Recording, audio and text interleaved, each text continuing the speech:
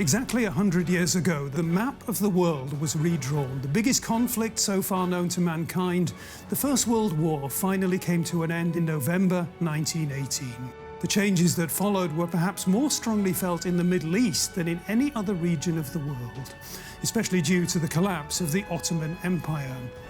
This is the story of the First World War and the impact that it is still having today, told from the perspective of Turkey and the Arab world.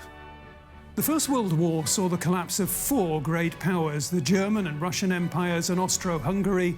The Ottoman Empire was also on the losing side. Its territories were divided up by the victors. They promised the Turkish nationalists their own state, but Greece and France claimed parts of the country, with the biggest city, Istanbul, controlled by the US and the British. The Turks were enraged. A young officer named Mustafa Kemal fought successfully with the remnants of the Ottoman army against Greek and Italian forces. The war hero later began calling himself Ataturk, the father of the Turks. He founded a modern nation-state imposing disciplined, authoritarian rule. Ataturk maintained a strict division between the secular state and Islam, the country's dominant religion. Turkey remains to this day an independent nation, the bridge between East and West. The Arab peoples, in contrast, were unable to secure their independence.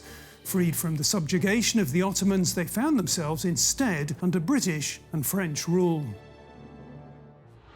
Once it became apparent that the Ottoman Empire could not survive the war, the British and French organised clandestine talks.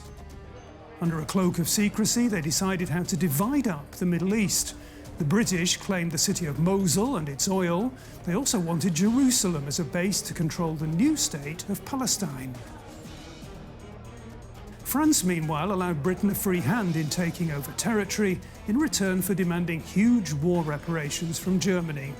Both the French and British initially pledged to transform their Arab territories into independent democracies. This never came about. Instead, resources and goodwill were exploited.